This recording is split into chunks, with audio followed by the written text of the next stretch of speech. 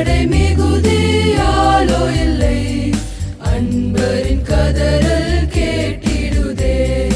நானிலம் முழுவதும் நான் ஒரு கோடி நாசத்தின் வழியை நாடிடுதே. இயேசுவின் அன்பு என்னையும் நெருக்க எழும்பிடுவோம் நாம் வாலிபரே. இந்த குடும்ப ஞாயிறில் உங்களோடு இருப்பதில் ஆண்டவருக்கு நன்றி செலுத்துகிறேன். 1 கொரிந்தியர் 2:15 சொல்லுது, நாம் குடும்பம்ங்கிறது ஒன்று நற்கந்தம் என்று நறுமணம் என்று சொல்லப்படுறது. குடும்பம் ஒரு நறுமணம் வாழும் இடமாய் மாற வேண்டும். குடும்பம் ஒரு நறுமணம் உள்ள இடமாய் மாற வேண்டும். அப்படி இந்த நறுமணமாய் வாழ்வதற்கு 2 கொரிந்தியர், நாங்கள் தேவனுக்கு முன்பாக நற்கந்தமாய் இருக்கிறோம். கடைசியில் சொல்வார் நற்கந்தம்னா குடும்பம் என்பது வேதாகமத்தில் சொல்கிறப்போ ஃபஸ்ட்டு ஸ்டார்டிங் முதல் பண்டிகை திருமணம் தான். இயேசு கிறிஸ்து தன்னுடைய ஊழியத்தின் ஆரம்பத்தில் யோவானில் எழுதுகிறப்போ முதல்ல நேரே காணா ஒரு கல்யாணம், செகண்டு ஆலய சுத்திகரிப்பு. நீங்களே இந்த ஆலயம். அப்போ அந்த ஆலயம் சுத்திகரிப்பு, நம்முடைய இதயத்தை சுத்தம் பண்ணணும். ஃபஸ்ட்டு குடும்பமாக இருக்கணும். குடும்பம் தான் ஸ்டார்டிங். எல்லாத்தையும் படைத்து நல்லது என்ற ஆண்டவர், நல்லது என்று கண்ட ஆண்டவர் 6ஆம் நாள் மனிதனை உருவாக்கி உயிரினங்களை உருவாக்குறாரு. அப்புறம் மனுஷனை ஆண்டும் பெண்ணுமாய் உருவாக்கிறார். அதில் கொஞ்சம் சட்டச்சிக்கல் இருக்குன்னு அது அந்த முதல் அதிகாரம் 1ஆம் அதிகாரம் 27 சொல்லுது. அந்த 11 அதிகாரங்களுக்கு சரியான எவிடன்ஸ் இல்லைன்னுவாங்க. அதுக்கப்புறம் தான் ஹிஸ்ட்ரின்னுவாங்க. அடுத்து சொல்கிறப்போ சூட்டபிள் பர்சனாக இருக்கணும். ஆணும் பெண்ணால் ஈக்குவல் வருதுன்னு நினைக்கிறாரு, என்ன நினைக்கிறாரு தெரியல. Suitable person. சூட்டு கல்யாணத்துக்கு சூட்டு தைக்கிறோம். சூட்டு தைக்கிறப்போ முதல்ல அளவு கொடுக்கணும். அப்புறம் போய் ஃபிட்டிங் பார்க்கணும், சரியாக இருக்கா சூட்டு, ஏன்னா உடம்புக்கு ஏற்ற மாதிரி இருக்கா, அந்த பட்டன் எல்லாம் சரியாக இருக்கணும், இல்லைன்னா வித்தியாசமாக இருக்கும். அதே மாதிரி அந்த சூட்டபிள் பெருசாக குடும்பம் இருக்கணும்னு நினைக்கிறவர் ஆண்டவர். அதுக்கப்புறம் தான் பிள்ளைகள் மற்ற காரியம் எல்லாமே குடும்பத்துக்கு பின்னால் தான். அந்த குடும்பம் எப்படிப்பட்ட ஒரு குடும்பமாக இருக்கணும் ஆண்டோடைய எதிர்பார்ப்பு. கழுகு கூடு கட்டுமா, பெண்களுக்கு கூடு கட்டும், ஆண்களுக்கு குச்சி எடுத்தாந்து கொடுக்குமா. எடுத்தாந்து கொடுக்குற குச்சி பெண்களுக்கு வேணும்னே கீழே போடுமா. இது காலையிலேருந்து மாலை வரை நடக்குமா நிகழ்வு. அது வர்ணையாளர்கள் அழகாக சொல்கிறாங்க. காலையிலேருந்து மாலை வரை தொடர்ச்சியாக நடந்துக்கிட்டே இருக்குமா. எடுத்தாந்து கொடுக்குமா, கீழே போட்டுருமா. கெட்டுற மாதிரி வைக்குமா, கீழே விட்டுருமா. திரும்ப திரும்ப கீழே போடுமா. அது எத்தனை முறை கீழே போட்டாலும் அத்தனை முறை அது மனம் கோணாமல் எடுத்துகிட்டு போகணுமா. எதுக்குன்னா அப்போ தான் அது மனம் கோணாமல் கடைசி அந்த சிமையில் மேல் வச்சுருக்குமா. இல்லைன்னா அது முதல்ல தகராறு சண்டைன்னா அது ஒத்துக்காதான். இதுதான் அந்த பறவைகளுடைய தனித்தன்மை, அந்த கழுவுடைய தனித்தன்மைன்னுவாங்க. இதே மாதிரி குடும்பம் என்பது எப்பவுமே ஒரு நற்கந்த வீச ஒரு குடும்பமாய் காணப்பட வேண்டும். குடும்பம் எபேசியர் 6ஆம் அதிகாரத்தில் சொல்றப்போ ஒருத்தருக்கு ஒருத்தர் கீழ்ப்படிக்கணும். கொலோசியர் 3ஆம் அதிகாரம் புருஷர்களே மனைவிகளே அழகா சொல்றார் பவுலடிகள் சொல்றப்போ. கொலோசியர் 3ஆம் அதிகாரத்தில் புருஷர்களே மனைவிகளே கர்த்தருக்கேற்ற சிற்றையில் நீங்க என்ன பண்ணுங்க, வளருங்க. குடும்பம் ஒரு மன்னிக்கிற குடும்பமாய் மாற வேண்டும். அதுக்கு தான் லூக்கா 15 மன்னிக்கிற ஒரு குடும்பம், ஏற்றுக்கொள்கிற குடும்பம். மன்னிக்கிறதுல இல்லை மூத்த குமாரன் நம்மள நல்லவனா இருந்தான், ஆனால் அவனால ஏற்றுக்கொள்ள முடியல. நம்மளாம் நல்ல கிறிஸ்தவர்கள், ஆனால் ஏற்றுக்கொள்ள முடியாது நம்மளால. ஏற்றுக்கொள்கிற ஒரு குடும்பமாய் மாற வேண்டும். அந்த மன்னிப்பு ஏற்றுக்கொள்வதற்கு பேசிக் தான் ஆதியா 33. தரை மட்டும் குனிந்து அந்த சகோதரனை ஏசாவை பார்க்கும்போது யாக்கோபு என்ன விட தரை மட்டும் குனிந்து. ஏசா என்ன சொல்றாரு, எனக்கு நிறைய இருக்கப்பா, நீ ஏன்பா தர, நீ வச்சுக்கப்பா. கொடுத்தோன்னு வாங்கிக்கல, இல்லைப்பா எனக்கு இருக்கு, போதுமானது கடவுள் எனக்கு தந்துருக்க, நீ வச்சிரு விட்டு கொடுக்குற தன்மை. அதான் சகோதர பாசம். அந்த சகோதர பாசம், அந்த விட்டு கொடுக்குற தன்மை, எபேசியர்ல கீழ்ப்படிதல், உபே இருக்கணும். மன்னிக்கிற குடும்பம் மாறணும். முதல்ல நம்ம தாழ்த்தணும், உபே பண்ணணும், கோபப்படுத்தக்கூடாது. திருவிழியத்தை சொல்றப்போ எரிச்சல் படுத்தக்கூடாதான். திருவிழியத்தில் அந்த கோபத்தை பற்றி சொல்லும் எரிச்சல், உனக்கு பார்த்தாலே கஷ்டமா இருக்கு, வெறுப்பா இருக்கு, தள்ளிப்போன்னு சொல்றேன்ல, அந்த எரிச்சல் படுத்தக்கூடாதான். நொய்யின்னு பேசிக்கிட்டே இருந்தால் அப்படி இருக்கும். சில நேரத்தில் மனைவி சொன்னதே சொல்லுவாங்க, சின்ன பிள்ளை மாதிரி சொல்லுவாங்க. ஏர்போர்ட்டுக்கு போகணும், நேரம் ஆகிட்டுப்பாங்க, 1.5 மணி நேரம் இருக்கும், நேரம் ஆகிட்டு. பஸ்ஸுக்கு போகணும், இல்லை சாப்பாடு செய்யணும்னா, இல்லை ஏதோ சொன்னோம்னா சொல்லிக்கிட்டே இருப்பாங்க. இது எரிச்சல், கோபம், எரிச்சல் முற்ற வேலையாக இருக்கக்கூடாது.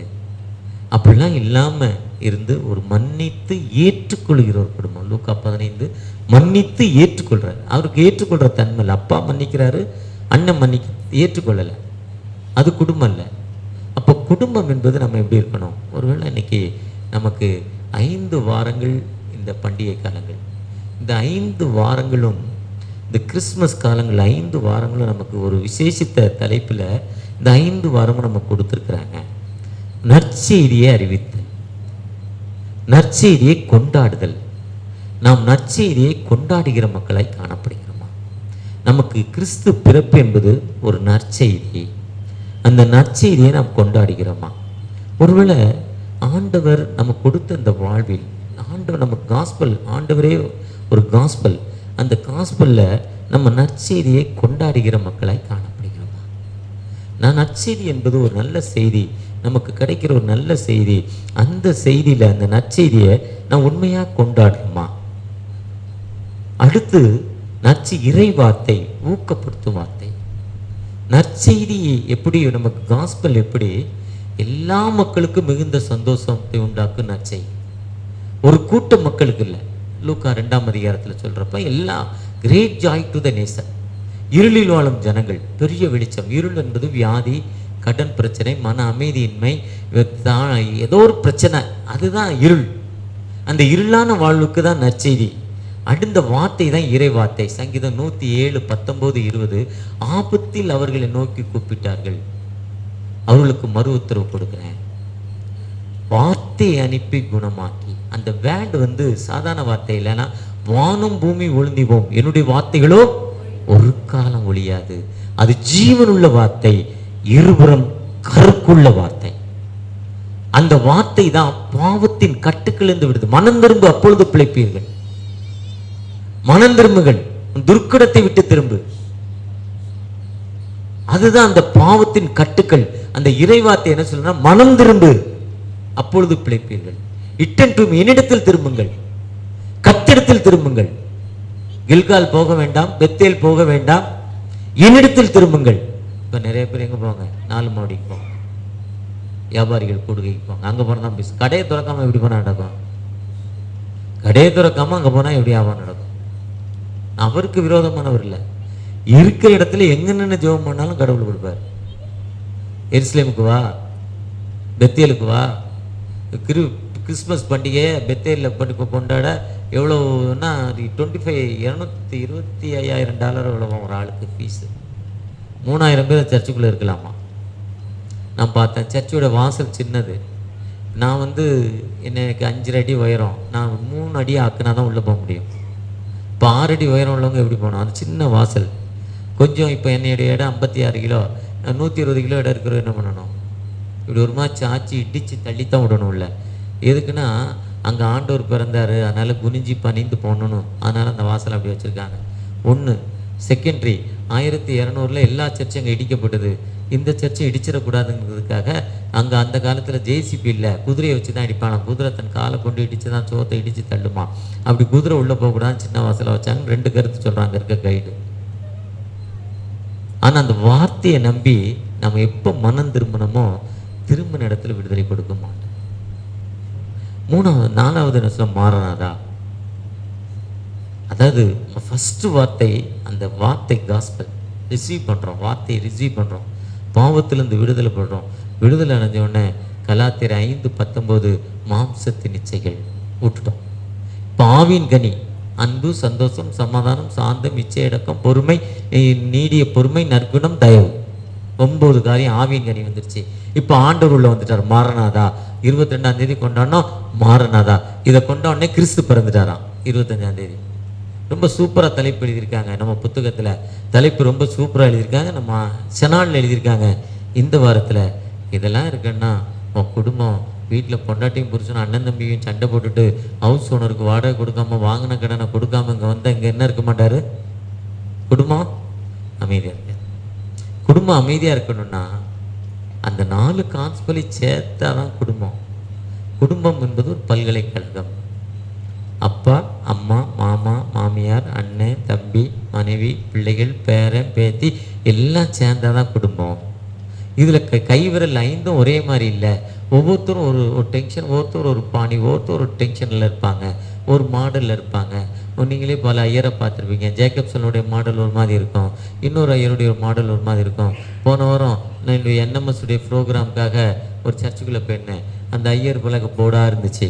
முந்தின ஐயர்கிட்ட அவர் ரொம்ப நல்லா இருந்தார் அந்த ஊழியர். அப்பா இவர் சூப்பர், இந்த ஐயர் தாங்க நல்லவர், 5 பேருக்கு மேலே உள்ளவர்.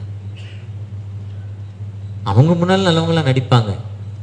பட் அவங்க மனம் எப்படி இருக்கணும்னா, அடுத்து அவங்க அந்த ஊரில் ஃபங்க்ஷனுக்கு வர்றப்போ எத்தனை பேர் எழுந்து பழைய ஐயருக்கு தோத்திரம் சொல்லுவாங்களோ அவர் நல்லவர்னு தெரிஞ்சுக்கணும். நான் இப்படி தான் பிளான் பண்ணுவேன். பழைய ஐயர் வந்தால் நிறைய பேர் எழுந்து தோத்திரம் சொல்லுவாங்க, ஒரு சில கிறுக்கு போய் வந்துட்டான்னு போயிடுவாங்க அப்படி திரும்பி. அப்போ அது என்ன இல்லை, அவர்கிட்ட குவாலிட்டி இல்லை. இருக்க வரையும் வேறு வழி இல்லை. அவர் செக்ரட்டரியாக இருக்கணும், அவர் ட்ரெஸராக இருக்கணும். ஐயர் நினைக்காம ஒன்றும் பண்ண முடியாது. வேறு வழியில் தோத்திரம் சொல்லிட்டு போக வேண்டியதான். போன பிறகு கழுத பொச்சுட்டு போயிட வேண்டியதான்ட்டு போகிறதில்லை. அப்போ நம்ம குடும்பம் என்பது எல்லாரும் ஒரே மாதிரி இருக்க மாட்டாங்க. அந்த குடும்பத்தில் நம்ம எப்படி இருக்கிறோம்? அந்த குடும்பம் ஒரு சுகம் அளிக்கும் இடம், அந்த குடும்பம் குணமளிக்கும் இடம், குடும்பம் என்றும் நலம் அருளும் இடம், நலம் கொடுக்குற இடமா, குணப்படுத்தும் இடமாக குடும்பம். Family as healing space. குடும்பம் சுகமளிக்கிற இடம். எப்படி சுகமளிக்குன்னா, அமெரிக்காவில் லிசி கிங் ஜோனோன்னு ஒருத்தர் இருந்தார். எனக்கு அவ்வளோதான் சரியாக பேர் எனக்கு புரியல, அவசரத்தில் எழுதினேன். அவங்க அம்மா அப்பா எப்போவுமே சண்டை. அப்பா குடிகாரன், எப்போ ரோட்டில் படுத்துருப்பான்னு தெரியாது. வழிகிட்டு வரணும். 1000 ரூபா சம்பளம் வாங்கி 1050 ரூபாய்க்கு குடிச்சிருவான். வீட்டில் என்ன இருக்கும், காசு இருக்காது. நிறைய ஆண்கள் இன்றைக்கி அப்படி தான் இருப்பாங்க. நிறைய 199 விழுக்காடு அப்படி தான் இருக்காங்க. செல்ஃபிஷாக இருக்காங்க.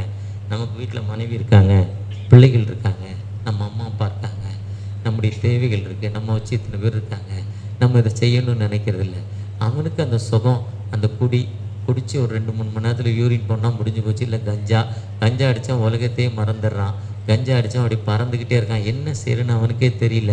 அந்த போதை வஸ்து அவனை அபின், ப்ரௌன் சுகர், அந்த நிறைய இன்ஜெக்ஷன், நிறைய இன்னைக்கு போதை வஸ்துகள் நிறையா வந்துருச்சு. ஏன்னா அரசாங்கமே போதையை விற்றா தான் துட்டு வருதுன்னு நினைக்கிறான். பிறகு எப்படி போதைக்கு எதிர்ப்பு சொல்ல முடியும்? இந்த கவர்மெண்ட் போதையை விற்குதுன்னு சொல்லுதா, நீ ஏன் திறக்க ஆர்டர் கொடுக்குற? குடியை கெடுக்கும். நல்ல வசனம் தான், நல்லா தான் இருக்குது. அதையும் விற்கணும். ஏன் இப்போ பீகாரில் குடியை நிப்பாட்டினாரு, அது பீகார் ஸ்டேட் போகலையா? குஜராத்தில் காந்தி பிறந்த ஊருன்னு குஜராத்தில் குடியே கிடையாது, அந்த ஸ்டேட் போகலையா? அது ஏன் ஆட்சியாளருக்கு தெரியல? அப்படி அவர் நல்ல குடிகாரர், அதனால் அந்த அம்மாவுக்கும் அவருக்கும் எப்போவுமே பிரச்சனை. அதனால் அவர் பிரச்சனையோடு ஒரு மனுஷனை வாழ முடியாது. நல்ல ஒரு முடிவு எடுத்து அந்த ஆள் டைவர்ஸ் வாங்கிட்டு போயிட்டு ரெனால்டுங்கிற ஒரு மனிதனை போய் திரும்ப மேரேஜ் பண்ணுது. தன்னுடைய பையனை கூட்டிகிட்டு போன பையனை அவர் தத்தெடுத்து கொள்கிறார். தத்தெடுத்துக்கொண்டு இன்னொருத்தருக்கு பிறந்த மகனை தனக்கு தத்தெடுத்துக்கொண்டு அவனை நல்ல பழக்கங்கள் சொல்லிக் கொடுக்குறார். அந்த அப்பாவுக்கு அவர் கீழ்ப்படி நடந்ததால் குடும்பம் நல்ல குடும்பமாக இருந்ததால், அது மனைவிக்கு ஏற்ற புருஷனுக்கு ஏற்ற மனைவியாக இருந்ததால், அதான் பிள்ளைகளே கத்தரைக்கு ஏற்ற சிக்ஷையிலும் கொலோசியர் 3ஆம் அதிகாரத்தின்படி வாழ்ந்ததால் அமெரிக்காவுடைய 38வது ஜனாதிபதி ஜெரால்டு ஃபோர்ட் லிஸி வந்தாராம். அந்த நல்ல குடும்பமாக இருந்தால் அந்த பிள்ளை சரியாக வளரும். அப்பா அம்மா பிள்ளைகள் முன்னால் சண்டை இடுறப்போ எப்பவுமே இது பிரச்சனையானது. அந்த பிள்ளைகள் கெட்டுப்போம். நேற்று ஒரு சகோதரி எங்களோடு வேலை செய்கிற ஒரு சகோதரி, அவங்க அப்பா என் கூட 30 ரூபா சம்பளத்துக்கு வந்தார். ஆரம்பத்தில் வேலையை விட்டு போகிறப்போ எனக்கு 800 ரூபா. இப்போ அதே வேலைக்கு 1300 ரூபா. 30 ரூபா சம்பளத்துக்கு வந்தான். சைக்கிள் தள்ளிக்கிட்டே வருவான், ஓட்ட தெரியாது. அவனுக்கு 2 பொம்பளை பிள்ளைகளும் ஒரு பையன். மூத்த பொண்ணு இளம் வயசுலேயே, அவளுக்கு 2 பெண். அந்த பெண்ணுடைய கணவர் இறந்துட்டார். 2 பெண் பிள்ளைகளும் முதல் பெண்ணும் ஒரு பையனை திருமணம் பண்ணிட்டு போயிட்டான். இப்போ நேற்று சொல்கிறா, 2வது பொண்ணை யாரையோ கூட்டிகிட்டு போயிட்டான், என்னென்ன செய்யறதுங்கிறான். ஒருவேளை குடும்பத்தில் ஒரு அமைதி இல்லாத சூழ்நிலை. நான் இப்போ பக்கத்தில் கூட வேலை செய்கிற மற்றொரு லேடிகிட்ட கேட்டேன், அவளும் கொஞ்சம் கேரக்டர் நல்லா இல்லை, அதனால் அந்த பிள்ளைகள் அப்படி நல்லா இல்லைன்னு சொல்கிறாங்க. ஒருவேளை குடும்பம் என்பது நாம் ஒரு சாட்சியுள்ள பிள்ளைகளாய். அந்த 2வது பிள்ளை போனது என்ன ஏன் போச்சுன்னு சொல்லிச்சுன்னா ஃபோன் பண்ணிச்சான். போயிட்டு நைட்டு, அம்மா அண்ணன் சொல்லிச்சான், ஏன் ஒரு மாதிரி பேசுறியா, எங்கே இருக்கேன்னாச்சா. இல்லை நான் இன்னார் கூட வந்துட்டேன். எதுக்கு போனேன்னு கேட்டான். உடனே எனக்கு பிடிக்கலன்னு சொல்லிச்சான். அந்த வார்த்தை எனக்கு ஆழமாய் தைத்தது. உடனே நான் போனால் கழித்து கூட வேலை செய்கிற ஒரு இன்னொரு மகள்கிட்ட கேட்டேன், இன்னொரு அம்மாட்ட கேட்டேன். அந்த கேரக்டருக்கு நல்லா இல்லை. நாங்கள் குடும்பம் என்பது ஒரு நம்ம வாழ்க்கை நற்கந்த வீசுகிற குடும்பமாய் மாற வேண்டும். ஒருத்தர் நடந்து வந்தாலே வாசனை வீசிச்சான். எதுக்கு வீசிச்சுன்னு அந்த தெருவில் இருக்க ஒரு கடைக்காரர் கேட்டாரா. இவர் போனால் அப்படி வாசனை வீசுதுன்னாரா. எப்போ போனாலும் அந்த வாசனை வீசும். ஒரு நாள் அவரை கூப்பிட்டே கேட்டாங்களாம். அவர் சொன்னாராம், நான் செண்டு கம்மலில் வேலை செய்கிறேன், அந்த செண்டு வாசனை என் மேலே பட்டிருக்குனாரா. அதே மாதிரி தான் நம்ம குடும்பம். எவ்வளோ அருமையான குடும்பம், நல்லதொரு குடும்பம். பல்கலைக்கழகம் கண்ணதாசன் எவ்வளோ அழகாக ஒரு பாட்டு எழுதியிருக்கிறார், நல்லதொரு குடும்பம் பல்கலைக்கழகம். அந்த குடும்பம் அதுதான் வாழ்விலும் தாழ்விலும் சுகத்திலும் துன்பத்திலும் மரணம் நம்மை பிரிக்கும் வரை. என் உடலாலும் உலகத்தின் சம்பத்துகளாலும் உங்களை நான் கனப்படுத்துகிறேன், உங்களை மேன்மைப்படுத்துகிறேன், உங்களை கீழ்ப்படிந்து வாழுகிறேங்கிற அந்த காஸ்பல், அந்த சட்டத்தை நம்ம சொல்கிறோம். ஒருவேளை அந்த அப்படி நல்லா இருக்கணுங்கிறதுக்கு தான் 4 அனௌன்ஸ்மெண்ட்டு, 3 அனௌன்ஸ்மெண்ட்டு சர்ச்சிலையும், ஒரு அனௌன்ஸ்மெண்ட் மேரேஜுக்கு முன்னால் பொதுவாக ஒரு அனௌன்ஸ்மெண்ட்டும், அதுக்கப்புறம் அந்த பெண் அந்த மாப்பிள்ளைட்டு ஒரு சம்மந்தம் கேட்டு நடத்துகிறாங்க. சம்மந்தம் கேட்டு நடக்கிறப்போ பிடிக்குதா பிடிக்கலையான்னு கேட்டு நடத்துகிறாங்க. உனக்கு பிடிக்குமா உனக்கு பிடிக்கலையா, அது பலர் முன்னிலையில். அப்பா அம்மா தடுக்க முடியாது, அண்ணன் தம்பி தடுக்க முடியாது, மாமன் மச்சான் தடுக்க முடியாது, முறை மாப்பிள்ளை தடுக்க முடியாது. ஆண்டுடைய முன்னிலையில் மக்கள் முன்னிலையில் கேட்குறப்போ தனக்கு இஷ்டமாக இருக்கக்கூடாது. அந்த குடும்பத்துக்கு ஏற்ற ஒரு அமைப்பாய் மாற வேண்டுங்க தான் நம்முடைய அருள். நம்முடைய திருமண அமைப்பு என்பது அவ்வளோ நல்லா இருந்தது. பின்னால் அது நல்லா இல்லைங்கிறதால தான் நம்ம அதுக்கு சுத்தமாக இல்லை. ஐயா இந்த குருவானவர்களோ திருச்சபை மக்களோ காலத்துக்கு ஏற்ற மாதிரி மாற்றிக்கிட்டேங்கிறதால இன்னைக்கு ரிஜிஸ்டர் ஆஃபீஸில் கொண்டு போயிட்டாங்க. என்ன ஐயர் கல்யாணம் பண்ணால் ஃபாரின் போகிறதுக்கு செட்டணும். இப்போ 10 வருஷமாக ஐயர் கல்யாணம் பண்ணால் ரிஜிஸ்டர் ஆஃபீஸ் போனால் தான் சர்டிஃபிகேட் செல்லும். ஏன்னா நீங்களே டுபோக்கர் வேலை பார்க்குறீங்கன்னு சொல்லிட்டான் கவர்மெண்ட். ஒரு சாட்சியான வாழ்வில் அந்த குடும்பம் என்பது நம்முடைய குடும்பம் நம்முடைய வாழ்வில் நம்ம இப்போ ஒன்று சாப்பிட்டோன்னா, ஐயோ இது என் மனைவிக்கு பிடிக்குமே, என் பிள்ளைகளுக்கு பிடிக்குமே. எங்கிட்ட இருக்கிற 60 லேடிஸ் ஒரு இடத்துல வேலை செய்யணும். ஒரே இடத்துல ஏதாவது ஒரு பொருளை கொடுத்தோன்னே, நீ சாப்பிடுன்னு கொடுத்தோன்னே 60 பேரில் 58 பேர் மடித்து வச்சுருவா. எதுக்குண்ணா, என் பிள்ளை எங்கே இருக்குது, வீட்டில் இருக்குது, அதுக்கு யார் கொடுப்பா, அதுக்கு யார் கொடுப்பா. போன வாரம் பிரியாணி போட்டோம். காலையில் பிரியாணின்னு தெரியும், மத்தியானம் சனிக்கிழமை சாப்பாடு செம்மப்பந்தி, இன்றைக்கி பிரியாணின்னு தெரியும். அவள் ஒயிட் பழைய சோறு எடுத்துகிட்டு வந்துட்டான் சாப்பிட. அவள் சாப்பிட்டுட்டு அந்த டிஃபனில் தன் பிள்ளைக்கு பிரியாணி வாங்குறான். என் பிள்ளைக்கு யார் கொடுப்பா. இதுதான் பாசம். அந்த பாசத்தின் உறவில் தான் நம்ம இப்படி இருக்கிறோம். அப்போ தான் அந்த குடும்பம் நல்லா இருக்கும். அந்த குடும்பம் அப்படிப்பட்ட ஒரு குடும்பமாய் காணப்படுகிறதா, ஒரு விட்டு கொடுக்குற குடும்பமாய் காணப்படுகிறதா. அந்த விட்டு கொடுக்குற குடும்பம் நம்மகிட்ட விட்டு கொடுக்குற தன்மை இல்லைன்னா, ஒரு கப்பிள்ஸ், ஒரு பணக்கார கப்பிள்ஸ் என்கேஜ்மெண்ட்டிலே அவருக்குன்னு ஒரு ஃபேக்ட்ரி, அந்த அம்மாவுக்குன்னு ஒரு ஃபேக்ட்ரி. என்கேஜ்மெண்ட் முடிஞ்சோடனே மாப்பிள்ளையோட அப்பா மருமகளுக்கு ஒரு 5 ஃபேக்ட்ரியை கொடுத்துட்டாரு. பொண்ணோட அப்பா மருமனுக்கு 10 ஃபேக்ட்ரியை கொடுத்துட்டாரு. திருமணமாகி 2 பேருக்கும் அண்டர்ஸ்டாண்டிங் நல்லா இல்லை, விட்டு கொடுக்குற தன்மை இல்லை. 2 பேரும் டைவர்ஸ். கொடுத்த ஃபேக்ட்ரியெல்லாம் திருப்பி கொடுத்துட்டாங்க.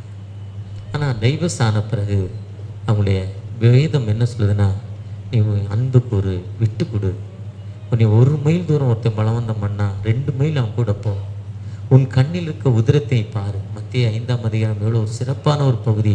உன் கண்ணில் இருக்க உதிரத்தை நீ பாரு. எண்ணி முதல்ல நீ உன்னை சிந்தித்து பார். சங்கீதம் 19:12. தன் பாவங்களை மறைக்கிறவன் வாழ்வடைய மாட்டான். நீ உன்னை சிந்திச்சு பாரு. எதுக்கு டைவர்ஸ், எதுக்கு இப்படிப்பட்ட நிலைமை? அந்த விட்டு கொடுக்குற தன்மை. டைவர்ஸ் ஆகி 2 வருஷம் கழிச்சு திரும்ப ஒன்றா சேர்ந்தாங்க. இது நான் வாட்ஸ்அப்பில் கேட்டது. ஆனால் என்னுடைய நண்பர் ஒருத்தர் இருக்கார், அந்த பையனுக்கு ஃபிக்ஸு முடிஞ்ச உடனே, கல்யாணம் முடிஞ்ச உடனே அந்த பெண்ணுக்கு ராத்திரி சொல்லியிருக்கான், எனக்கு மாத்திரை போடுறேன். எதுக்கு மாத்திரை சொல்லியிருக்கான், இதே மாதிரி ஃபிக்ஸ், நீ 2 நாள் மாத்திரை விடுன்றிருக்கான். 3ஆம் நாள் ஃபிக்ஸ் வந்துடுச்சு. அந்த பொண்ணு, நீ என்னை ஏமாற்றி கல்யாணம் பண்ணிட்டேன்னு கொஞ்ச நாள் சண்டை. பின்னால் சண்டே அந்த பொண்ணு கோச்சுக்கு போனால் வரல, கோர்ட்டுக்கு போனான், டைவர்ஸ் வாங்கிட்டான். எவ்வளோ தூரம் நான்லாம் பஞ்சாயத்துக்கு போனேன். நல்ல பையன்ப்பா, நல்ல தப்பாப்பா, பாப்பா அந்த பையன் தம்பி நல்ல பையன், எவ்வளோ தூரம் சொன்னான், அவன் ஏற்றுக்கல. இல்லை அங்கிள் முடியாது, வாரியோ நீங்கள் யார், யூ கெட் அப். நான் எல்லாத்தையும் கோர்ட்டில் போய் டைவர்ஸ் ஆகிட்டா. அண்ணனை நம்பி 3 நாள் ஒரு 3 மாதம் இருந்தா. அண்ணன் பொண்டாட்டி திட்டினா. அப்பா அம்மா வயசாகிடுச்சு, காப்பாற்ற முடியல. அப்போ பார்த்தா அந்த மரமே நல்லா இருக்கு, நல்ல நிழல் இருக்குன்னு திரும்பி பெட்டியை தூக்கிட்டு தன்னாலே வந்து ஆட்டோவில் இறங்கிட்டான். இன்னைக்கு பிள்ளைகளோடு சந்தோஷமாக இருக்கிறா. இதுதான் விட்டு கொடுக்குற தன்மை. அப்படிப்பட்ட ஒரு குடும்பம், இதுதான் குடும்பம் சுகம் அளிக்க வேணும், ஹீலிங். அந்த விட்டு கொடுத்தல், நம்ம எப்போ விட்டு கொடுக்குறோமோ, விட ஏமாற்றி கல்யாணம் பண்ணியிருக்கலாம். அழகா புரோக்கர் 1000 போய் சொல்லியாது ஒரு கல்யாணத்தை பண்ணேன். 1000 போய் ஏன் சொல்கிறோம்? என் மருமக அப்படி இருக்கணும், என் மருமக அப்படி இருக்கணும், இவ்வளோ நகை வரணும், இவ்வளோ இது இருக்கணும். ஒரு ஐயர் சொன்னார், பிடி முடிச்சோன்னா ஆர்டினேஷன் வாங்கணுன்னு ஒரு அழகான பொண்ணு சொன்னோம். அந்த பையன் ஐயருக்கு, சென்னை பேரத்தில் ஒரு ஐயருக்கு. அவர் கேட்டார், ஒரு ஃப்ளாட்ஸ், ஒரு கார், 5 லட்ச ரூபா, 50 சவர நகை போடுவாங்களா? அந்த குடும்பம் எப்படி நல்லா இருக்கும்? நீ ஐயராச்சா, கேட்கலாமா? கொண்டு வந்த நகை இவ்வளோ நாள் செலவாகும், இவ்வளோ நாள் வச்சிருக்க முடியும்? வச்சிருக்க முடியாது. அப்போ நம்மகிட்டே மாடல் லைஃப் இல்லைன்னா என்ன பண்ண முடியாது? அப்போ அந்த எதிர்பார்ப்பு பிரச்சனைக்கு காரணம் நம்முடைய எதிர்பார்ப்பு தான்.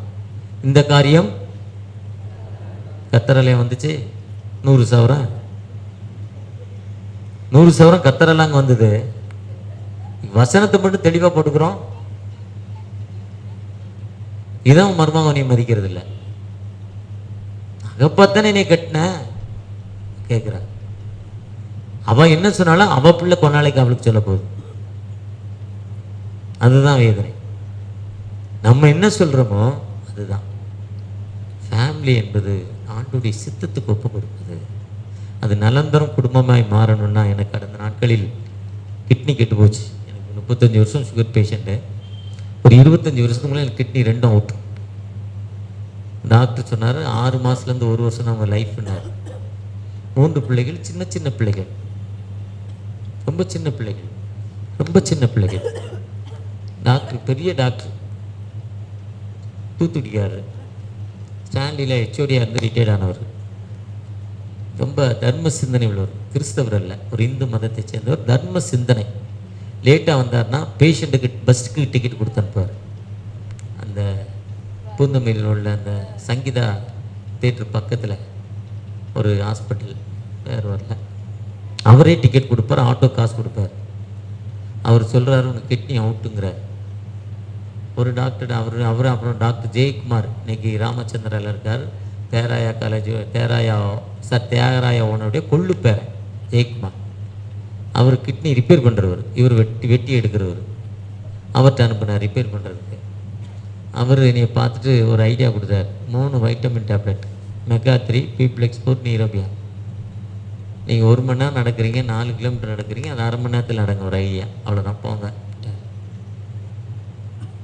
என் மனைவி இரவெல்லாம் நான் தூங்கின பிறகு என்னுடைய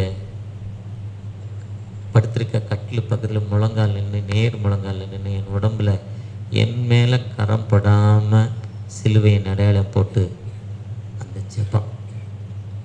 அந்த ஜெபந்தான் எப்போ இறந்துருக்குன்னா 25 வருஷத்துக்கு முன்னால் இறந்துருக்கணும். 2 கிட்னி பழுதாய்.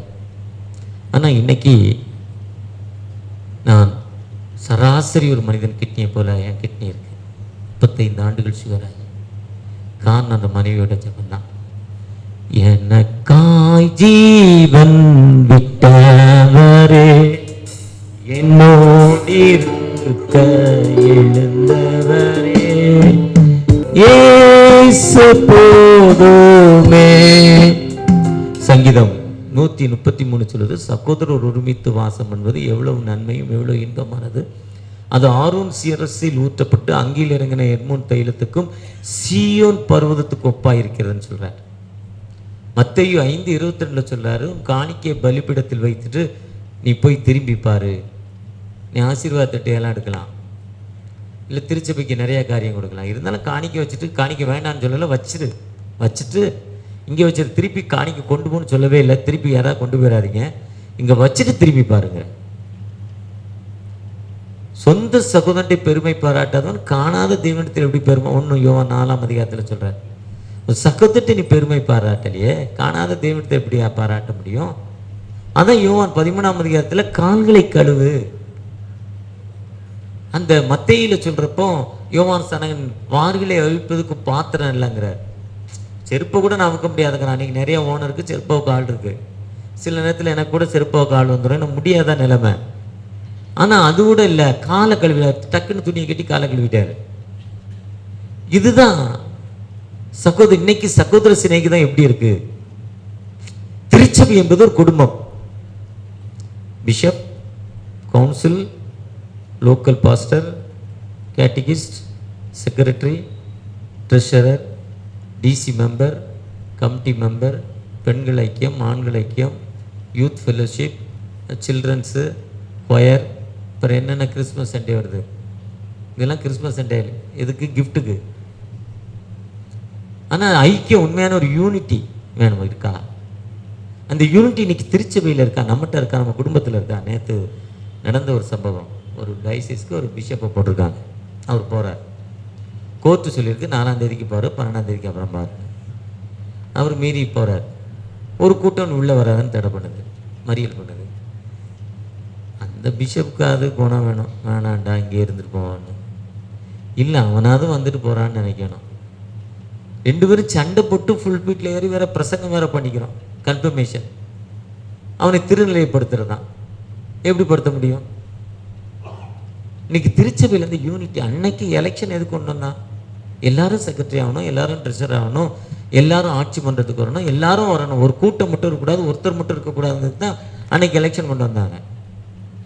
எலெக்ஷனுக்கு அப்புறம் ஒன்றாகுன்னா, ஆனால் இன்னைக்கு அந்த விட்டு கொடுக்குற தன்மை இருக்கா? 2 சகோதரர்கள் 1 ஏக்கர் அப்பா விட்டுட்டு போனார். மேக்குடி அண்ணனுக்கு, கிளக்குடி தம்பிக்கு. நடுவில் ஒரு கொய்யா மரம். இப்போ பிரச்சனை கொய்யா மரம் யாருக்கு? பிரச்சனை கொய்யா மரம் யாருக்கு? இவர் ஒரு 50 சென்ட் 50 சென்டில் இவர் ஒரு 25 சென்ட் விற்றார், அவர் ஒரு 25 சென்ட் விற்றார். ஒரு சினிமாவில் கூட பார்க்கலாங்க, காமெடியில். கோர்ட்டுக்கு போனால் கீழ் கோர்ட், மேல் court, sessions court, high court, supreme court, அப்புறம் பெஞ்ச். கோர்ட்டு சொல்ல ஒரு நீதிபதி சொல்லி முடியலாம், பெஞ்சு 20 பெஞ்சு 3 பெஞ்சு என்னென்னவோ சொல்கிறாங்க. நான் கடந்த நாள் ஒரு டைசிஸில் செக்ரட்டரியாக இருந்தேன் ஒரு காலேஜில். அப்போ தான் இந்த கோர்ட்டு எனக்கு தெரிய வந்துச்சு. அதுவரை எனக்கு கோர்ட்டு தெரியாது. என்னென்னவோ சொல்கிறாங்க, கோர்ட்டுக்கு வாங்குறது என்னென்னவோ சொல்கிறேன். நம்ம ஐயரை கேட்டால் கரெக்டாக சொல்கிறார் கோர்ட்டு கேஸை. கரெக்டாக எனக்கு மெசேஜ் கூட இப்போ போட மாட்டார். சண்டை கடைசியில் ஒரு 25 வருஷம் கழிச்சு இப்போ கொய்யா மரம் யாருக்கு? Judgement reserved. ஜட்ஜி போய் என்ன சொன்னார்? 6 மாதம் அண்ணன் எடுத்துக்கோ, 6 மாதம் தம்பி எடுத்துக்கான்ட்டார். இதைத்தான் முதல்ல செஞ்சுட்டு போயிருக்கலாமே,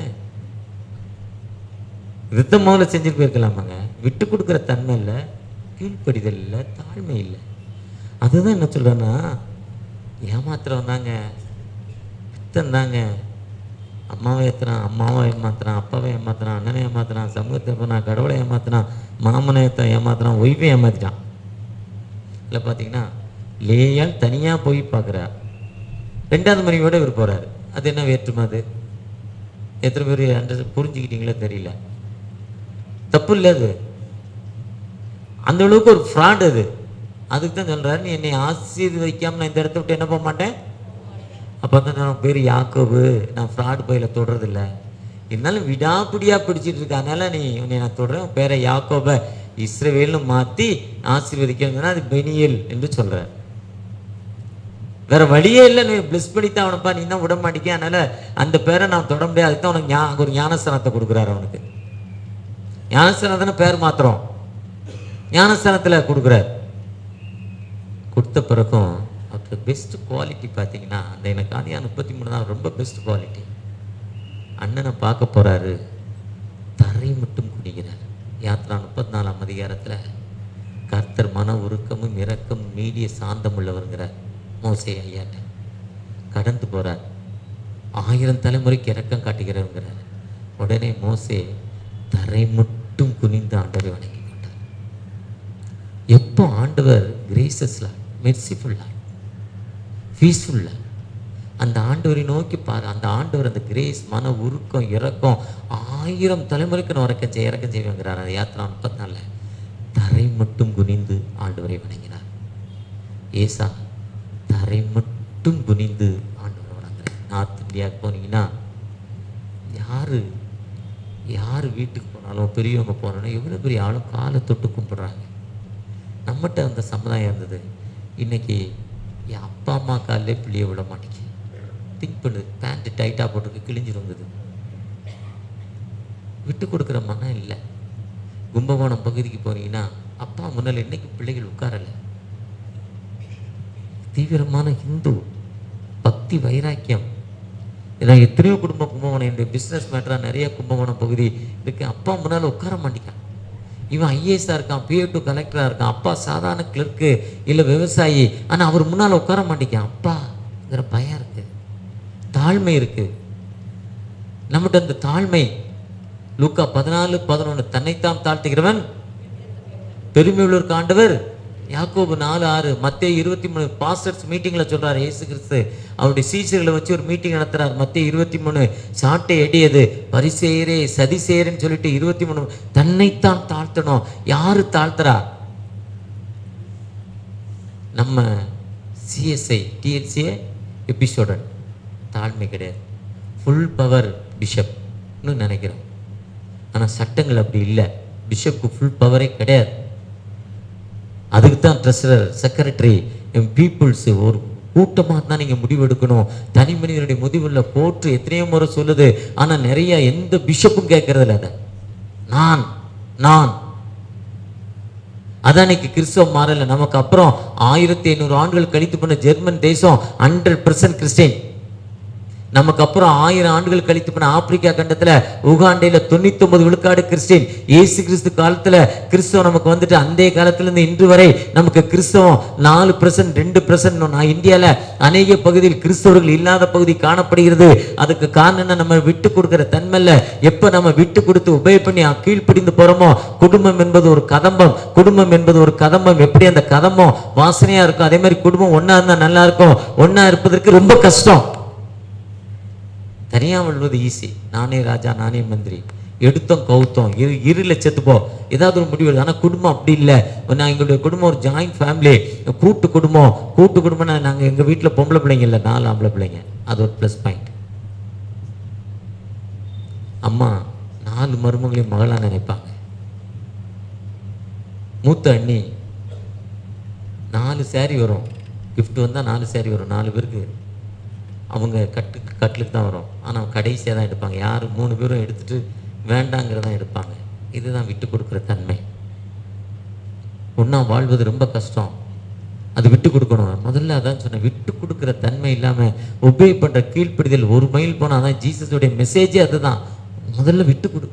அவனை 1 மைல் கூப்பிட்றான், 2 மைல் போ, கூட்டு போவோம். நம்ம அவன் நடக்க முடியல, நான் அனுப்பி விட்டுருவான். முடியாதுன்னு சொன்னால் தான் இழுத்துட்டு போவான். ஜீசஸுடைய மலை பிரசங்கமே அதுதான். ஒருவேளை நீங்களான அந்த குடும்பமாய் வந்திருக்கிற நீங்களானோ இன்னைக்கு நிறைய குடும்பங்கள் அமைதி இல்லாத நிலைமை. காரணம், விருப்பப்பட்டிருப்பாங்க, கல்யாணம் பண்ணியிருப்பாங்க. அக்காவுக்கு 55,000 ரூபா சம்பளம், அண்ணனுக்கு 25,000 ரூபா சம்பளம். என்னை விட நீ அதிகம் சம்பாதிக்கிறியா? அப்போ நீ என்னை விட பெரிய ஆளா? அண்ணன் சொல்லிட்டு இருக்க. அக்கா சொல்லுவாங்க, இல்லை நான் தான், எனக்கு தான் அதிகம், நான் சொல்கிறத கேட்க. அப்படி ஒரு சில குடும்பம் என்பது யார் சொந்தக்காரங்க என்ன வந்தாங்களோ அவங்க சொந்தக்காரங்களுக்கும் அதே உணவு. 100க்கு 90 குடும்பம் அப்படி இல்லை. எங்கள் பாஸ்டர் ஒருத்தர் இருக்காங்க, அவங்க அண்ணன் தம்பி வந்து அவ்வளோ செய்யும். அவங்க ஹஸ்பண்ட் குடும்பத்தில் வந்து அந்த அம்மாவுக்கு அன்றைக்கி உடம்பு சரியில்லாமல் ஆகிடும். ஹோட்டலில் வாங்கி புரோட்டா வாங்கி கொடுக்கணும். புரோட்டா சாப்பிட்டா 300 இருக்க சுகர் 500 ஆகும். நான் செக் பண்ண போய் சொல்கிறேன். நம்ம விட்டு கொடுக்குறோம் நிறைய. இது 95 விழுக்காடு இந்த இது காணப்படுது. கல்யாண வீட்டில் எங்கள் குடும்பத்துக்காரங்களை முதல்ல சாப்பிட வைங்க.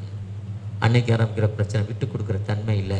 அந்த குடும்பம் என்பது, அந்த அண்ணன் தம்பி என்பது, வாழ்வது என்பது ரொம்ப கஷ்டம். அந்த ஒன்றா வாழணும்னா நாம் விட்டு கொடுக்குற மக்களாய் காணப்பட வேண்டும். அப்படி விட்டு கொடுத்து போகிறப்போ ஆண்டவர் நம்மை உயர்த்து மாட்டார். குடும்பத்தில் தாய் வாழ்நாட்கள் நீடித்திருப்பதற்கு தாயின் தகப்பனையும் கனம் பண்ணுவாயாக. இன்னைக்கு கம்ப்யூட்டர் காலம், அன்னைக்கு கை நாட்டு காலம். எங்கள் அம்மா நல்ல சேலை இல்லை கட்டுறதுக்கு, நல்ல ஜாக்கெட் இல்லை போடுறதுக்கு, ஜாக்கெட் கூட கிடையாது. அவங்களுக்கு சொல்லி கொடுத்தது கர்த்தரை நம்பியிருப்பா, கர்த்தரை நம்பிக்கை சீயோன் மலையை போல் அசையாமல் இருப்பாங்க. எப்போ ஜோம் பண்ணு, ஏழைக்கு கொடு, நீ போடுறதோட பிறருக்கு கொடு, அவங்க கற்றுக் கொடுத்த பாடம். ஆனால் அதே நேரத்தில் கஷ்டமாக இருந்தால் அவங்க இல்லாத குறை ஏதோ குழம்பு வைப்பாங்க. நான் கேட்பேன், இந்த காஞ்சி போன கத்திரிக்காய் விலை கம்மி பொழுது இதை தான் வாங்கி வைப்பேன். ஏதோ ஒன்று சொல்லுவேன், உனக்கு அட்வான்ஸ் மைண்ட் இல்லை, கம்ப்யூட்டர் காலன்னு சொல்லுவோம். ஆனால் அப்படி சொல்வது முற்றிலும் தவறான காரியம். வேதம் 2000 வருஷம் ஆச்சு, 1500 ஆண்டுகள் ஒன்றா சேர்த்து 6000 ஆண்டுகள் உள்ள சரித்திரத்தை 1500 ஆண்டுகளுக்கு முன்னால் ஒன்றா சேர்த்துருக்காங்க. இல்லாத மறைபொருள் வேதத்தில் தான் இருக்குது, விடை வேதத்தில் தான் சொல்லப்படுது, காலத்துக்கு ஏற்ற மாதிரி. அதே மாதிரி பெற்றோர்கள் நமக்கு சொல்லிக் கொடுக்குற பாடம் காலத்திற்கு ஏற்ற ஒரு பாடம். அது கலப்படம் இல்லாத பாடம். இன்றைக்கி கலப்படம் இல்லாத பொருள் இல்லை, டூப்ளிகேட் இல்லாத பொருள் இல்லை. ஆனால் அந்த தாயின் பால் என்பது கலப்படம் இல்லாதான்.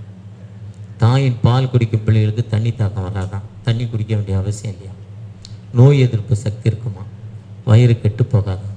அந்த தாயின் அன்பு எப்பவுமே நம்மை சேதப்படுத்தாத அன்பு. அந்த தாயின் அன்பை நம்ம எப்படி வச்சுருக்கணும்? ஒரு சின்ன பையன் ஒரு மரத்துக்கு போனான், தினமும் விளையாடுவான், அந்த மரத்தில் பழுக்கிற பழத்தை சாப்பிடுவான், அந்த மரத்தோடு விளையாடுவான், அந்த மரம் அவனை எதிர்பார்க்கும். ஒரு வாலிப வயதான பிறகு கொஞ்ச நாள் போகலை, ரொம்ப நாள் கழிச்சு போனான். ஏன்ப்பா வரலன்னா, இல்லை எனக்கு ஃப்ரெண்ட்ஸ் இருக்காங்க அங்கேயே கிரிக்கெட் விளையாடுறேன். பிறகு கொஞ்ச நாள் கழிச்சு போனான், ரொம்ப நாள் கழிச்சு போனேன், என்ன நான் கல்யாணம் ஆகிட்டு கஷ்டம், வீடு கட்டினேன், வாசல் இல்லை, என் மரத்தை என்னை வெட்டி கொண்டு என்னை வாசல் செய்யணுச்சான். அப்புறம் கொஞ்ச நாள் கழித்து ரொம்ப நாள் கழித்து போனான், தொழிலில் லாஸு, ஒரு போட்டு வாங்கலான்னு பார்த்தேன், போட்டு செய்ய மரம் தனியே கொடுத்துச்சான், போட்டு கொடுத்துச்சான். அப்புறம் ரொம்ப நாள் வயதாகி நடக்க முடியாத காலத்தில் போனால் அந்த மரம் ரொம்ப, அந்த மரமும் பின்தங்க நிலை இருந்தது. அது பக்கத்தில் போய், நான் இந்த உலகத்தில் இல்லை, உன் பக்கத்திலே இருந்துக்கிறேன் நினச்சான். அந்த மரம் இதைத்தான் உன்னை எதிர்பார்த்தேன்னு தான். இதே மாதிரி தான் தாயின் அன்புன்னு சொல்கிறாங்க. தாயின் அன்பு என்பது எப்போவுமே, தகப்பனின் அன்பு என்பது ஏக்கமுற்ற அன்பு, நம்ம மேலே ஏக்கமான ஒரு அன்பு, எப்பவுமே குறைபடாத அன்பு. ஒருவேளை ஆணும் பெண்ணுமாய் உருவாக்கிற தகப்பன் தாயின் தகப்பனை கனம் பண்ணுங்கிறார். மனைவியோடு இசைந்து வாழ், ஆனால் உன் வாழ்நாட்கள் நீடித்திருக்குன்னா தாயின் தகப்பனை கனம் பண்ணுங்கிறாரு. வாழ்க்கையில் தாயின் தகப்பனை கனம் பண்ணாத எத்தனை புத்தகங்கள் இருக்காங்க. ஒரு சகோதரி ஹாஸ்டலில் கொண்டு பையன் சேர்த்துட்டான், ஹாஸ்டலில் கொண்டு பார்க்க போகிறார். ஒரு நாள் அந்த அம்மா சொல்லுது, அப்பா இந்த ஹாலில் ஃபேன் இல்லைப்பா, ஒரு 2 ஃபேன் வாங்கி போடு ஹாஸ்டலில் நாங்களாம். அந்த பையன் சொன்னானா, அம்மா கொசு ரொம்ப கடிக்குதான்னு கேட்டானா. எனக்கு கொசு கடிச்சா பரவாயில்லப்பா, நாளைக்கு உன் பையன் கொண்டாந்து உன்னை எங்கச்சா, அப்பா அன்னைக்கு உன்னை கொசு கடிக்க மேடிச்சான். அந்த அன்பை பார்த்தீங்களா? நீ இருக்கிறப்பே வாங்கி நீ என்ன பண்ணிக்கோ, சேஃப்டிக்கு வந்துச்சான். இன்றைக்கி நிறையா பெற்றோர்களை நம்ம வீட்டில் வைக்க கஷ்டப்படுறோம். நிறைய பெற்றோர்களை நம்மளால் கவனிக்க முடியல. இன்றைக்கி ரொம்ப அட்வான்ஸ் காலம், 1000 ரூபா கொடுத்தா ஒரு டே கேர் வந்துடுறான், நல்லா கவனிச்சிக்கிறான். 1000 rupees, 800 rupees, 300 rupees, லோக்கல்லாம் 300 rupees குளிக்க வச்சு துணியை மாற்றி நம்ம கவனிக்க வேண்டாம். ஒரு 10 நிமிஷம் அவங்கள்ட்ட பேசினா போதும். ஆனால் ஓல்டேஜ் ஹோமில் 5000 ரூபா கொடுத்தோ, 10,000 ரூபா கொடுத்தோ, 30,000 ரூபா கொடுத்து கொண்டு சேர்த்துறோம். அது அசிங்கமாக இருக்குன்னு. நாளைக்கு என்னுடைய நிலைமை என்ன? என்னுடைய நிலைமை என்ன? நான் என் பெற்றோர்களை நான் பார்த்த வரையும், ஒரு சகோதரர், ஒரு பையன், என்னுடைய மைத்துனர், கிராமத்தில் இருந்துச்சு, மாடு முட்டிடுச்சு, அந்த மாதிரி கை உடஞ்சிட்டு, கெட்டு போடவில்லை, கெட்டு போட்டு அவுத்து போடுறோம். கொஞ்சம் இல்லைங்க அந்த அம்மா, எங்கள் அத்தை, தன்னாலே எலும்பு இப்படி செட் ஆகிடுச்சு, ஒன்றுக்கு மேலே ஒன்று. கொண்டாந்து சென்னையில் வச்சுருந்தான். அந்த கிராமத்து மேகாத்து பட்டு அந்த உடம்பு அதுக்கு தேடுது, ஊருக்கு போனது. ஊருக்கு போனால் யாரும் இல்லை, இவன் எங்கள் தொழிலை விட்டு அங்கே போக முடியாது. கண்ட்ரோல் பண்ணி வச்சு அந்த அம்மாவுக்கு ஒரு மென்டல் அப்செட் ஆகிடுச்சு. மென்டல் அப்செட் ஆனாலும் தினம் அவனே குளிப்பாட்டி, தலையில் பேன் எடுத்து, பூ வச்சு, சீவி, காலையில் போகணும்னா 1/2 மணி நேரம் பேசுவோம் அம்மாட்ட. மத்தியானம் ஒரு 10 நிமிஷம் பேசுவோம். நைட்டு ஒரு 1 மணி நேரம் உட்காந்துருப்போம் அம்மா கூட. சாப்பிட்டியா, சாப்பிடலையா? மரணப்படுக்க ஒரு பொங்கல் டைமில் சாக போகுது நாளைக்கு. உட்காந்து என்னம்மா வேணும்னா அந்த அம்மா சொல்லிச்சு கருப்பு கலர் வேணும்னுச்சு. இப்போ 10 ரூபாய்க்கு கலர் விற்கிது பாருங்க. அன்றைக்கி பாட்டில் 50 காசுக்கு விற்றுச்சு, 10 காசுக்கு விற்றுது கிராமத்தில். இப்போ 10 ரூபாய்க்கு விற்கிற கலரு கருப்பு கலர் வேணும்னுச்சு. உடனே குடுன்னு வாங்கியாந்து கொடுத்தான். அதை கொடுத்த அப்புறம் 6 மாதம் ஓடிச்சு, திரும்ப ஜீவன். இதுதான் அன்பு. அதனுடைய நன்மை என்னென்னா, அவன் ப்ரெஷர் அதிகமாக கீழே விழுறான். என்ன நடந்ததுன்னு தெரில. ஐசியூவில் கொண்டு போய் போட்டிருக்காங்க. டாக்டர் ஜெயக்குமார் தான் பார்க்குறாரு. ஐசியூவில் போய் இந்த பெட்டு வேண்டாம், கீழே படுக்க போகிறேன், பாயை கொடுன்னு கலட்டா பண்ணுறான். என்ன பண்ணுறேன்னு அவனுக்கே தெரியல. டாக்டர் சொல்கிறார் 2 days சரியான செத்து போவார், மண்டையில் அடிபட்டுருக்குங்கிற. ஆனால் இன்னைக்கு அநேகருக்கு நல்ல வைத்தியனாய் காணப்படுகிறான். அதற்கு தான் ஹை ப்ரெஷர். அவன் இன்னைக்கு அவனுக்கு ப்ரெஷரே இல்லை. காரணம் என்னென்னா, அந்த அம்மாவுக்கு உதவி செய்தெல்லாம் வாழ். நீங்கள் எல்லாரும் இன்னைக்கு கிறிஸ்தவ மக்கள் தான் நிறைய ஓல்டேஜ் வச்சுருக்கோம். கிறிஸ்தவ மக்கள் தான் நிறைய ஓல்டேஜில் கொண்டு சேர்க்கணும். தயவு செஞ்சு நீங்கள் ஓல்டேஜ் போகாமல் இருந்தால் வீட்டுக்கு போகும்போது நேரே ஓல்டேஜில் உங்கள் அம்மாவோ அப்பாவை கூட்டிகிட்டு வீட்டுக்கு வந்துடுங்க. அதுக்கப்புறம் வீட்டுக்கு வாங்க.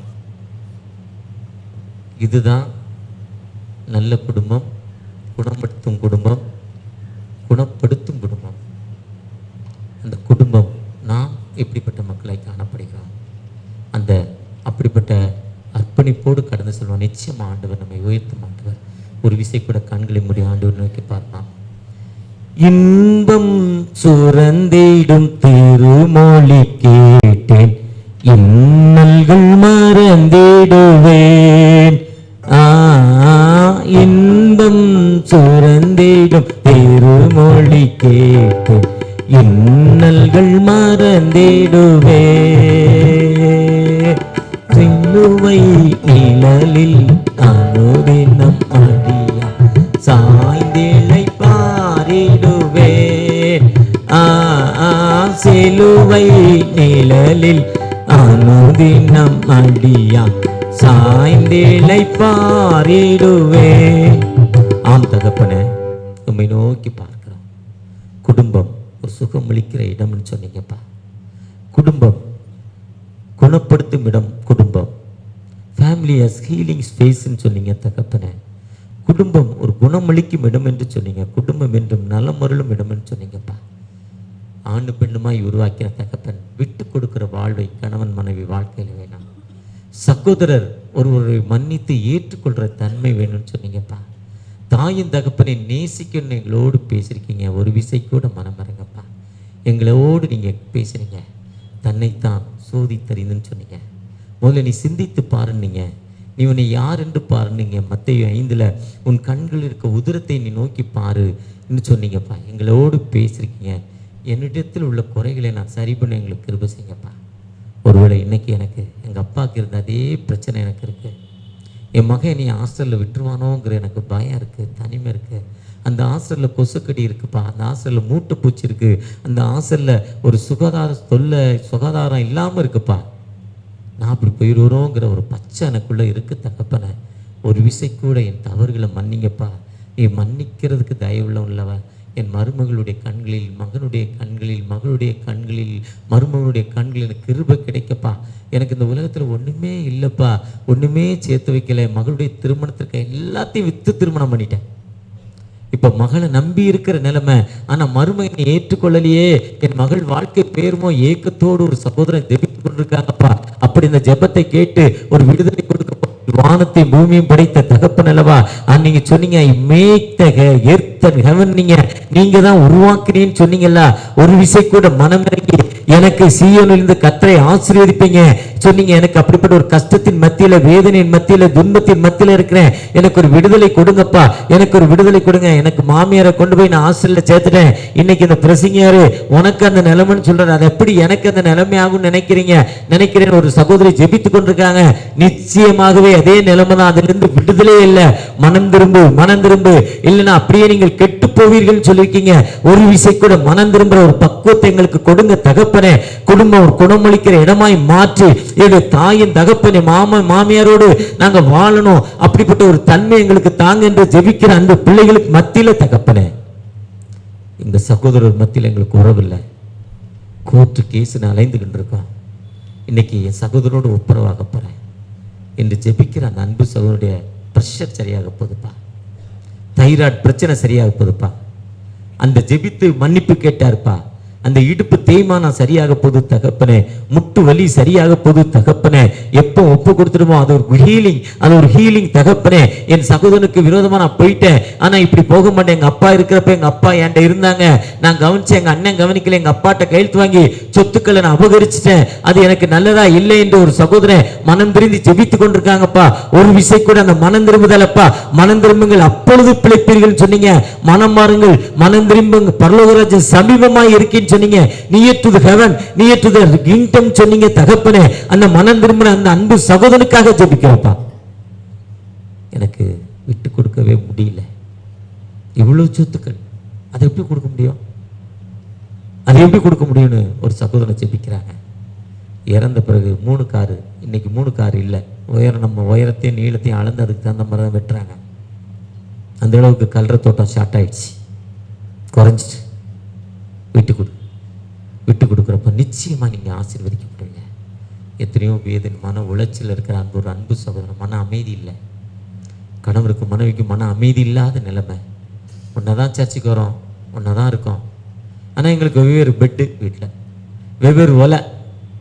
இன்னைக்கு அப்படிப்பட்ட வாழ்வு நாங்கள் இருக்கிறோம். வேண்டாம்ப்பா, வேண்டாம் தகப்பனே, எங்கள் அம்மா மனைவியோடு சேர விடலை, ஒரு விஷயம் கூட மனம் இறங்க. அப்படி ஜெபிக்கிற அன்பு பிள்ளைகளுக்காகப்பா, எத்தனையோ வியாதி, கடன் பிரச்சனை மத்தியில் இருக்க அன்பு பிள்ளைகளை இங்கே பிளஸ் பண்ணுங்க. உங்களுடைய பிரச்சனை ஒரு இருக்கட்டும், பாதுகாக்கிற கரம் இருக்கட்டும். மீட்பர் இயேசு மூலம் ஜெபம் கேளும் அன்பின் தகப்பனே.